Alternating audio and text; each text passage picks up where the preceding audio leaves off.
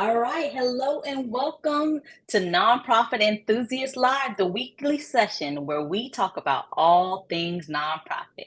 I'm your host, Lashina Williams, and I am thrilled to be here with you today. Whether you're a seasoned nonprofit professional or just getting started in the industry, these lives are designed with you in mind. Each episode is centered around a theme for the month. So this month, our theme is year-end planning, but they range from things such as fundraising, marketing, volunteer management, you name it. But Nonprofit Enthusiast Live is not just about learning. We also want to create a community of like minded individuals who are passionate about making a positive impact. So we want to hear from you and I want you to engage in conversation. If you have questions, just let us know so that we can make the most of these conversations. So whether you're tuning in during your morning commute, whether it's lunchtime, depending on where you are, whatever it is, we hope that you find something valuable in this episode. So the last time we started the conversation, as mentioned, we talked about year-end planning. We've been talking about what that can look like when it comes to people, processes, and technology. And we're going to continue the conversation today. So last week I talked a little bit about work plans, and I'm going to go ahead and bring in our very special guest. Drum roll, please. Mr. Joe Tolliver, how are you? I'm doing well, and yourself? Nope. Good, good, good, good. So we've been talking. So glad to have you. It's always a good time when we have you on, and I feel like this topic you'll have so much to contribute. So we've been talking about year-end planning this month. In my last session, I talked about work plans and the importance of having work plans so everyone's walking in the same direction within the organization. And I also shared how for some organizations. You might think spending the time and investing the time into work plans costs more, but what really costs more is when no one knows where they're going or what direction they're going in. So what I wanted to do is kind of talk to you a little bit about your experience working with work plans, maybe why you think having work plan can be beneficial to organizations. So I'll hand it over to you. If you want to talk a little bit about your experience using work plans within the nonprofit industry and how you think it benefits nonprofit organizations. No, absolutely. Thank you for having me on. Really, I'm a big advocate of work plans, primarily because in my experience, I've had to make sure that the contracts that I received, that we met the requirements and the obligation. And a part of ensuring that, especially when you're working with multiple staff, is to provide them really a plan for them to live out the activities of the contract in a way that's primarily evidence-based, right? And you want to make sure that they stay on track with the evidence-based part. And all of that can be included in a work plan. So it's so important to attach one to a contract, especially if you get a grant that has a lot of requirements. And if that grant happens to be cost reimbursement, you want to make sure that that staff person who's operating that grant has all the tools that they need to be successful. Those dollar amounts could go away if a staff, and I'll give you a case in point. Um, one of the grants I had many, many moons ago was a case management grant. And it focused on primarily developing these files that talked about the progression of the client that we were working with. And there were a lot of requirements within the grant that was missed by many of the staff people. They just didn't know because it's tucked in, it's buried away inside the grant. It cannot be our expectation as leaders to think that our folks who are going to operate the grant are going to take it piece by piece because they didn't write it more than likely and be able to articulate it in a way in terms of activities without some support. And that's where a tool like a work plan can really come into play, where it's not only telling you what you're doing, but it's telling you why you need to be doing it and what's the end result of the action that you're actually putting into play and how it works for the overall picture of really successfully completing and putting the grant out in terms of the services that you want for those clients. You can't really do that with a hybrid look at you just going through the pages of a grant application. I've seen it so many times. You're just going through the pages of a grant application trying to figure out, okay, I should be doing this, this, and that. A work plan really gets down to the nitty gritty. What are the outcomes that you're supposed to achieve? What are the pre and post tests that you're supposed to be distributing? What's the time frame for those pre and post tests? Your work plan can include um, uh, dates and times that you're going to do specific activities. Um, because all of those things may be requirements in the grant, but they may be embedded so it's not reading as fluid as it would be if you had a work plan. So I know I took a long way around to get to a short story that a work plan is absolutely essential when trying to maximize your opportunity with federal and non-federal grants. So what would you say about if there was no grant requirement or anything for having a work plan, an organization that's just fundraising, bringing in all these unrestricted funds, or maybe on a minimal budget on the opposite end, do you think it's worth investing the time in developing a work plan? Yeah, man, the work plan, to be quite honest with you, Lashina, can be used universally. Mm-hmm. I've used it for performance improvement plan, Mm-hmm. where I've had a staff person who had not achieved the kind of success they like, and then one of the processes is to put them on a performance improvement plan, and it's really essentially a work plan. Now we're kind of itemizing and using regular checks to see if they achieve certain milestones on that work plan. So that's one way to use it. Event planning, great opportunity for a work plan to distribute the work amongst each other, give people specific responsibilities and duties. And then when you come back together, it's almost just, hey, we're reporting out on, the role that I was assigned. Here's where I'm at on it. So it's essential in that area too. So there's so many different uses for a work plan, and it's so many different models, but it all boils down to one thing. It's a very specific, intentional document to help you reach success. And it can be used in many different ways for many different aspects, specifically around nonprofit work, event planning, fundraising, improvement plans for staffing. So those are really essential opportunities that you can use a work plan. And I encourage everybody who's listening to develop one that really works against um, the different obstacles that staff people. There's a lot already coming at our staff. That's the one thing that we'll learn.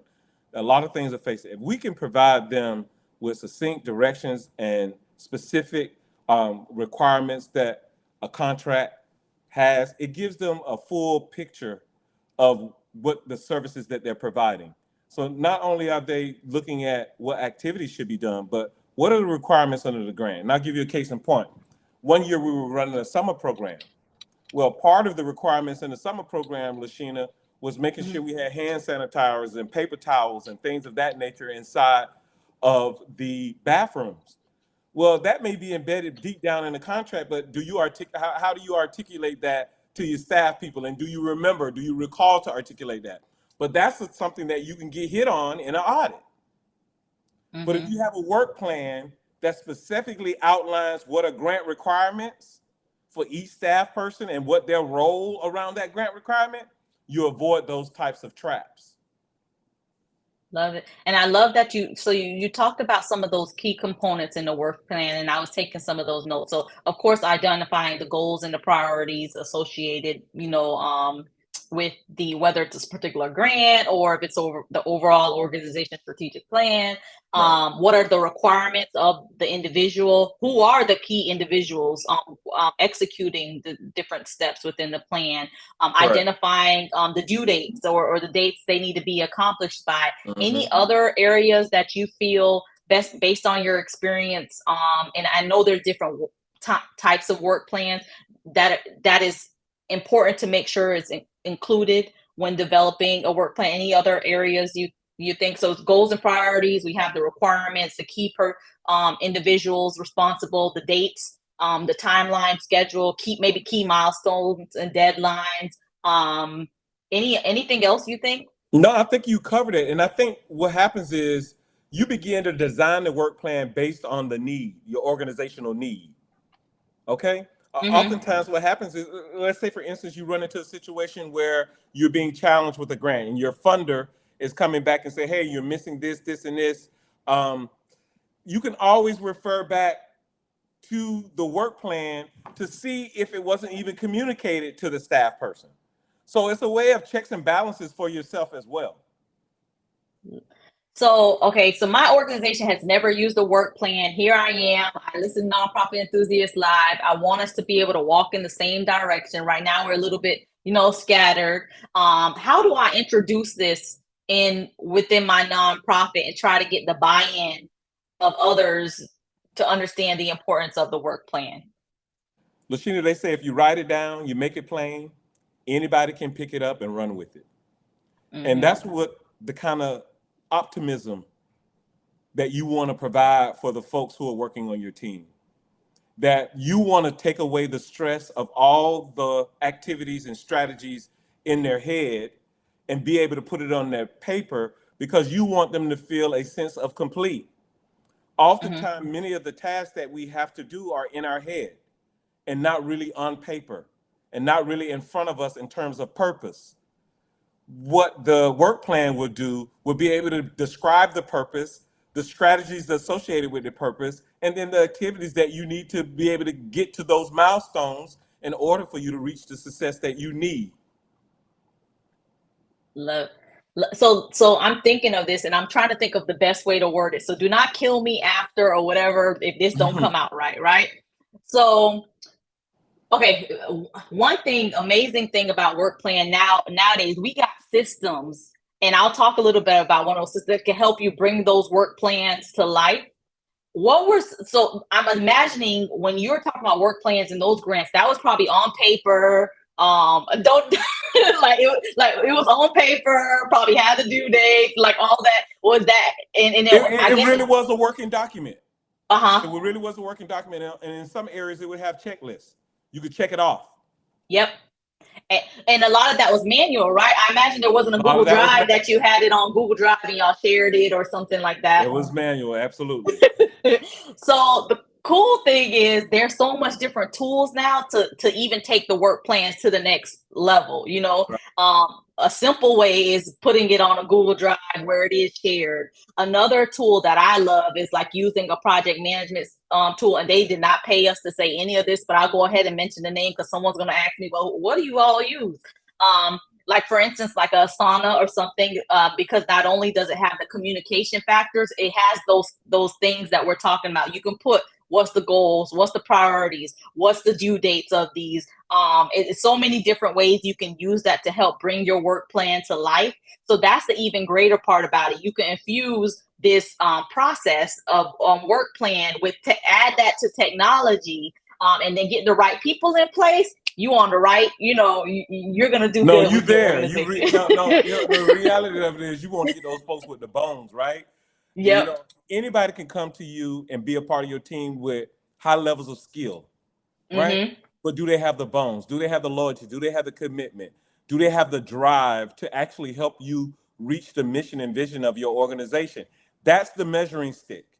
Mm-hmm. The other pieces are the add-ons that you can always teach somebody how to use a program like Asani. Mm-hmm. The one thing that I would add to this conversation, and in terms of importance, all these tools are very good and they work to create opportunities, greater opportunities for success. But never dismiss the value of a direct conversation about what you're doing. These work plans need to That's be true. accompanied by a conversation because even periodic conversations need to happen as you're working through it. Because a lot of times what's written on paper can get lost in communications, right? And so you need to really have to have real solid conversation around these work plans even before you present the idea. So back Mm-hmm. to your original question, how do you make this more palatable? How do you make folks feel encouraged by this? Well, you make sure you allow them to understand that this is not a punishment. This is an opportunity to give you tools to help your success be first of all, have success, but to have a sustained amount of success. that you would have Yep. continuous success. And these are tools that you can use to enhance that opportunity. Love So it's it. not a punishment, it's an opportunity based. Tap into your tools, utilize the work plan. It's an extra step beyond a grant contract, but I promise you, it's a step worth taking. Mm-hmm. Absolutely. Before we close out for today, is there anything else around work plans? And I know that we're talking about it in conjunction with year-end planning because that's normally the time that you're really looking at how can I do better next year? What are some ways? So we just want to provide an idea to you of maybe if you realize that you're moving in all types of different directions, maybe your work plan will be a good process to look into for your organization. Anything else you think that you'd like to leave before we head out from today's conversation? Um, just that folks stay focused on being able to manage staff in a way that's equitable. You can't expect to give one group a work plan and not give another group a work plan. So I just would suggest that work plans be something that is just the mainstay of your organization. Everybody gets a work plan, whether Mm-hmm. their employment with you is contractual or whether it's administrative or operational. It doesn't matter. Everybody has a work plan, and they all work together to create the kind of success an organization needs, especially in this economy that we're living in. We have a lot of nonprofits out there, but a lot of those nonprofits are being self-funded in terms of the CEO or the founder is funding it with their own personal funds. You have a lot of nonprofits who are able to get contracts, right, and get grants, federal grants, but they don't have the operational capacity to be successful at that grant because they don't know that they may get that contract, but they have to break that contract out to work plans to folks who are going to be the major contributors to actually putting out the services. So it's a lot of key things in terms of staffing that play an important role of your end of the year activities. Your staffing play a very important role in those activities, especially in the fundraising. Um, a part of fundraising that oftentimes organizations forget because they don't include it in their work plan is stewardship. Mm-hmm. That needs to be a mainstay in your work plan, stewardship under the fundraising category. So I guess the thing that I would close out with, Lashina, that you can't go wrong using a work plan in just about every aspect of your organizational, operational type of environment. A work plan is absolutely essential. I agree. And I would say one of the I don't want to say hardest. I think in anything, the toughest part is getting started, right? So once you develop the work plan and it's part of your organization culture, is what we do, it gets easier from there. So it's kind of that initial investment, just, committing to spending that time and developing it. And from there, it's just part of what you do within your organization. So when you were saying that, I was just thinking about, it's just getting started with it. And your folks that are working with you on your team, they will appreciate it because guess what? You're helping them be successful. Mm-hmm. You're giving them a roadmap to success. All they need to do is follow it. Yep. Love it. And that's the organizations that you hear a lot of people say, I love where I work and I love what I do here. And I love because they have that clarity and everyone's walking in that direction. So a work Now, plan I'll can tell you help. this before we go. Now, Okay, what you got? you get on a whole nother level if you put your board members on a work plan. What? It's a whole nother level. It's a Yeah. whole nother level. Now, how you couch that? Because remember, your board members, you're looking for three essential things from them: Mm-hmm. time, talent, and treasure. Mm-hmm. So, how you work plan their time, how you work plan their talent. So, it's really a good tool. And you may not want to call it a work plan. You may want to be creative with the name, Strategic goals or strategic goals. But if you can get your board into play in terms of being very intentional and specific about what you need them to do to grow the organization, that's a win-win as well. Okay. mm-hmm. But I would also suggest that, when you're talking about your board, um, it reminds me of how the trickle down works. It's your board, it's your staff, And then, you got your volunteers. If I Yep. how do I keep my volunteers engaged? By being specific and intentional about what I'm asking them to do, that I'm using their time wisely. What better Mm-hmm. tool than a work plan to do that with? So we've Mm-hmm. covered all the bases in terms of how to use a work plan, how we can use it, what groups we can use the work plan with, and how beneficial the work plan is. All I would suggest to the audience is go do your work plans. Yep. And don't do it alone. So don't go running out after this live and trying to create your whole work plan and then give it to someone. It's like, here, Joe, this is gonna be your this is Yes. going don't do it alone. And really it is really going through that contract and making Mm-hmm. sure that you got everything. You have informed that person who's going to work that contract with enough information for them to be successful. Mm-hmm. They just need to know enough to be great. That's it. And Love that it. work plan will help you get there. When I first came in 99, 2000, you were contracted to work a grant. They throw that grant at you and tell you to go. Here's the Mm-hmm. grant. Go do it. That's just not That's right. realistic.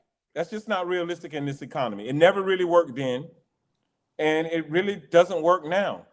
You Mm-hmm. got to be more specific. If you look through some of these contracts, even the verbiage in it can be very difficult.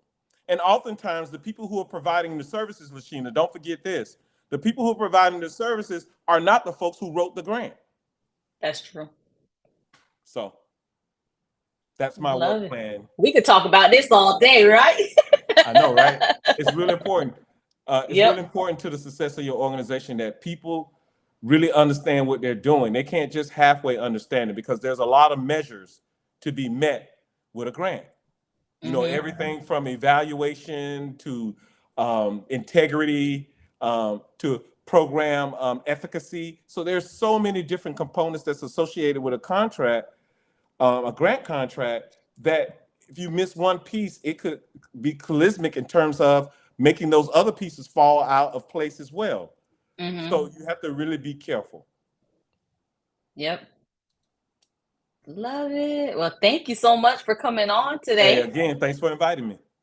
Of course. So we challenge you to take this as far as homework, to take this information and see how you can put it into action within your organization. And don't forget that you don't have to do it alone, that we're here. We can definitely support you along the way and on your journey. So don't forget to do you're not doing it alone. We're here. We got you. Um so other than that, we will see you next week. Thank you again, Joe, for tuning in and joining us. Absolutely. All right. Bye, All right. everyone. All right, everybody.